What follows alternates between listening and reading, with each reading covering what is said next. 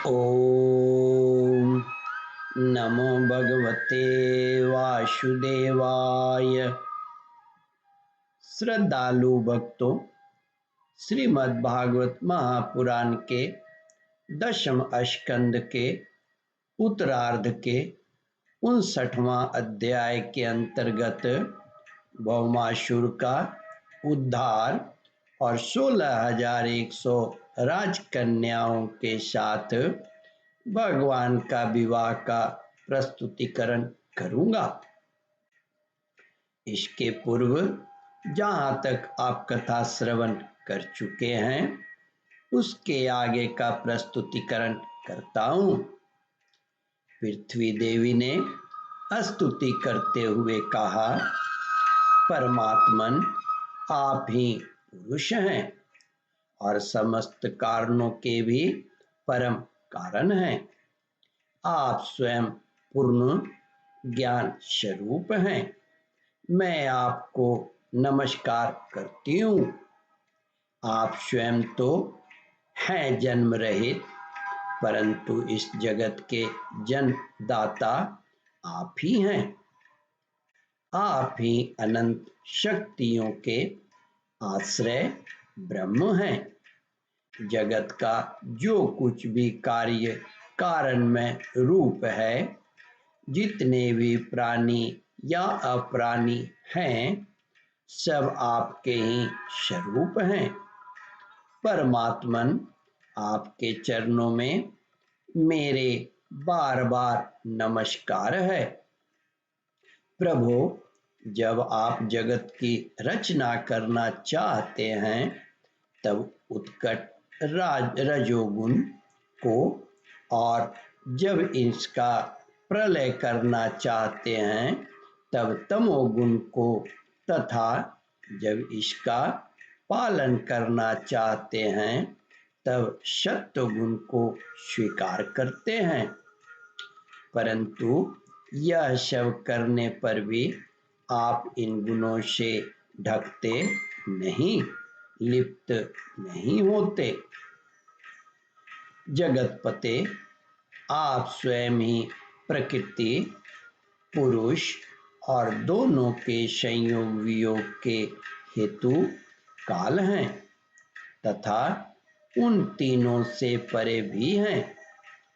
भगवान, मैं पृथ्वी, जल, अग्नि, वायु, आकाश, पंच तन्मात्राएं, मन, इंद्रिय और इनके अधिष्ठात्री देवता, अहंकार और महतत्व कहाँ तक कहूँ।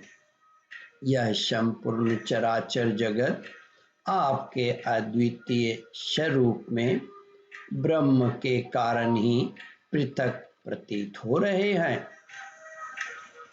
शरणागत भयभंजन प्रभु, मेरे पुत्र भौमासुर का यह पुत्र भगदत्त अत्यंत भयभीत हो रहा है। मैं इसे आपके चरण कमलों की शरण में ले आई हूँ। प्रभु, आप इसकी रक्षा कीजिए और इसके सिर पर अपना वह कर कमल रखिए जो सारे जगत के समस्त पाप तापों को नष्ट करने वाला है। श्री सुखदेव जी कहते हैं, परीक्षित, जब पृथ्वी ने भक्ति भाव से विनम्र होकर इस प्रकार भगवान श्री कृष्ण की स्तुति प्रार्थना की, तब भगवान ने भगदत्त को अभय दान दिया और भौमासुर के समस्त संपत्तियों से संपूर्ण महल में प्रवेश किया। वहां जाकर भगवान ने देखा कि भौमासुर ने बलपूर्वक राजाओं से 16,000 राजकुमारियां छीनकर अपने यहाँ रख छोड़ी थी। जब उन राजकुमारियों ने अंतःपुर में पधारे जब उन राजकुमारियों ने अंतःपुर में पधारे हुए नरश्रेष्ठ भगवान श्री कृष्ण को देखा तब वे मोहित हो गईं और उन्होंने उनकी अहेतुकी कृपा तथा अपना सौभाग्य समझकर मन ही मन भगवान को अपने परम प्रियतम पति के रूप में वरण कर लिया। उन राजकुमारियों में से प्रत्येक ने अलग अलग अपने मन में यही निश्चय किया कि ये श्री कृष्ण ही मेरे पति हों और विधाता मेरी इस अभिलाषा को पूर्ण करें।